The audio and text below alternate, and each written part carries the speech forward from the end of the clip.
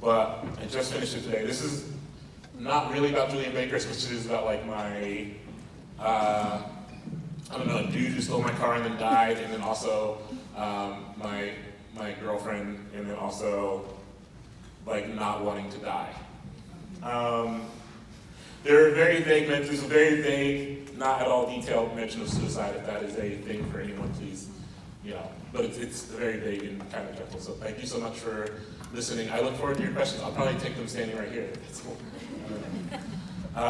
This is from an essay called Vices and Virtues. It opens with an epigraph that is a quote from the Julian Baker song, Hurt Less. And damn it, you're gonna figure something out if it takes me all night. Julian Baker. I was born to a woman who died because she took medicine that was supposed to make her less sad. But instead, it forced a hive to swell in her throat while she slept, and I guess that's an act of God. We buried her in the summer, and the sun stayed out for weeks after, sitting wide and low over the blacktop, so that it was the only unforgettable presence the city could claim, and that was definitely an act of God. Once, someone built a boat out of sinkable materials and told the world it was impossible to sink, and that was an act of man. The ship was so massive that it couldn't steer out of the way of an iceberg, which tore through the ship's hull, sinking it and claiming the lives of over 1,500 of its passengers, and I'm sorry, but that was probably an act of God. Once, a woman was almost an entire country away from where her father became sick, and I was in Ohio, in the middle of a summer where it rained so violently and consistently that I spent what felt like hours at a time in the driver's seat of my parked car, watching the water gather and then cascade down my windshield outside of the grocery store, or the post office, or the bar where my friends sat inside laughing, waiting for me to arrive. And I could convince myself, briefly, that the world outside was flooding, and I would be carried away to anywhere else. And I've read enough of the good book to know that floods and sickness are both acts of God.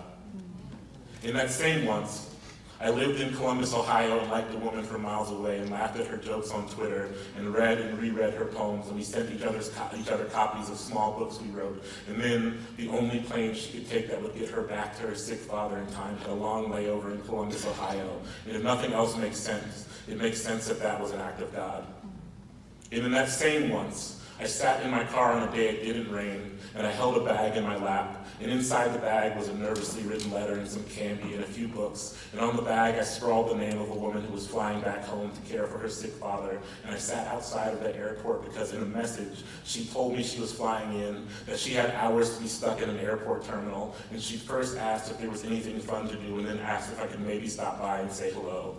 And I'm saying now that I know a sick father and a worried daughter is not a landscape upon which to prop a monument to romantics. And I think now that when I say act of God, I am really saying who will suffer so that I might be able to wrap my hands around the neck of some small and fleeting blessing. Despite what I knew in that moment, what I know now and what I have known forever is that the people you dream of standing across from don't just drift to you on accident. And they may never drift to you at all again. And so I grabbed the bag and left my car and went to stand at the exit to the Southwest Terminal in the Columbus Airport, and I'll call that an act of faith. Today, months beyond the summer where it felt like Columbus, Ohio might flood and be carried away, the father is healthy again. And on the couch in her city, which is far away from my city, the woman who flew home to him laughs at a joke on television. When she laughs, she covers her face with both of her hands, so that all that can be seen are her eyes, small slivers of themselves. Her body trembles from the shoulders down. She is the kind of person who laughs as if she knows joy has an expiration date.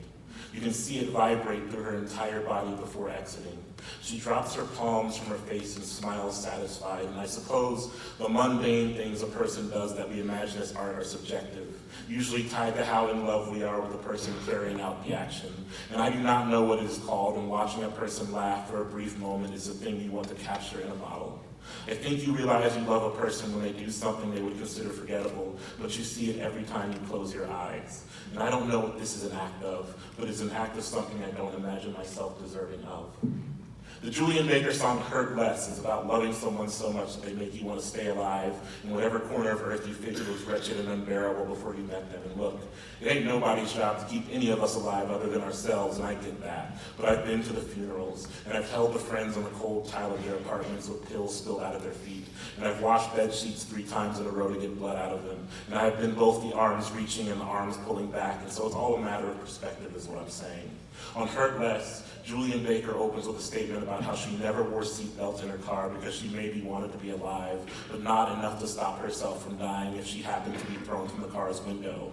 And this is a small measure in some ways. The choices we make to stay alive or not are sometimes a matter of the smallest circumstance.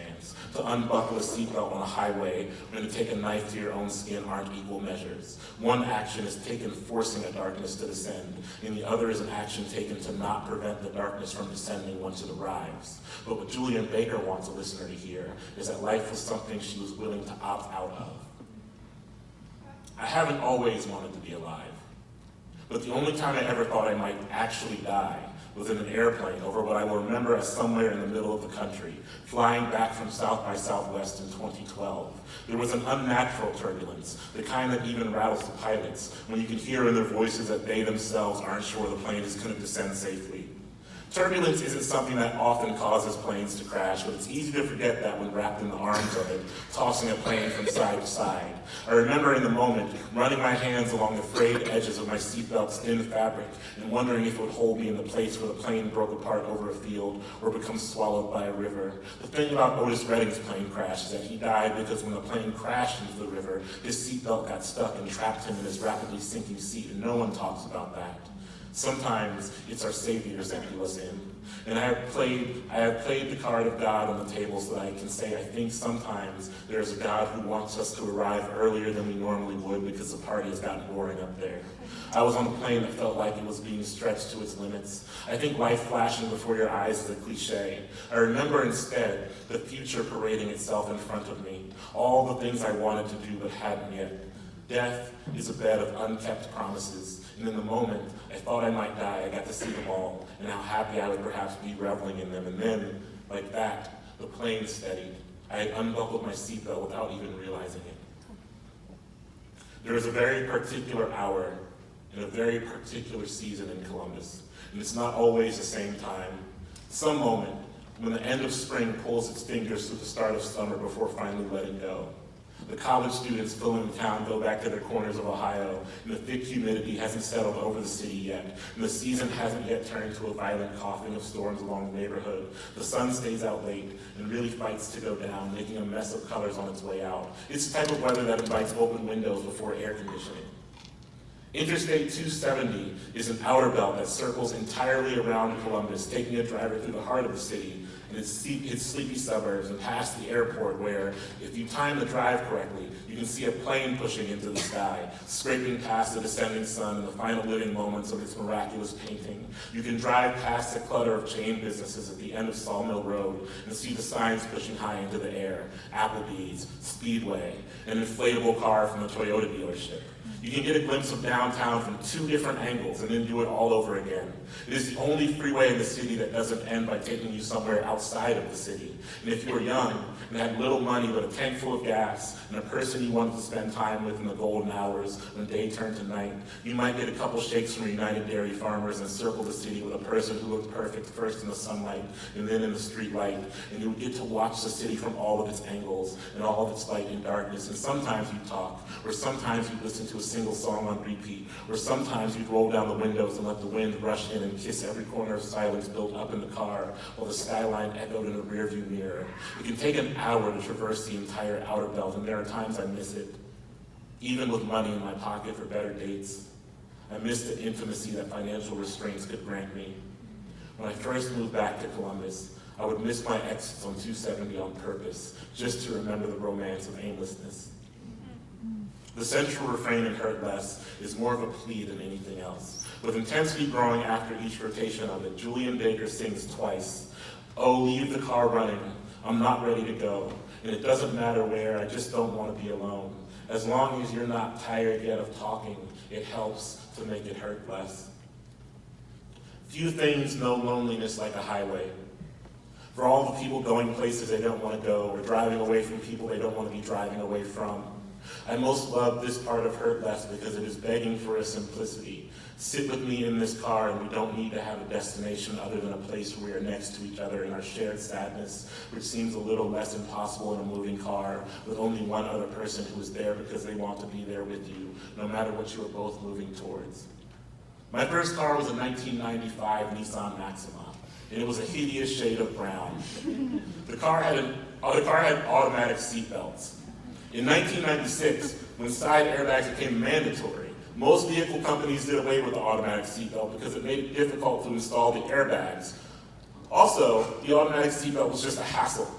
Its main function was to exist in a way that made safety something a driver didn't have to think about. When you open the door, it seems like so antiquated to talk about this now. When you open the door, the mechanical seatbelt would jerk forward, inviting you to sit down. When you close the door, it would retract, clasping around your body.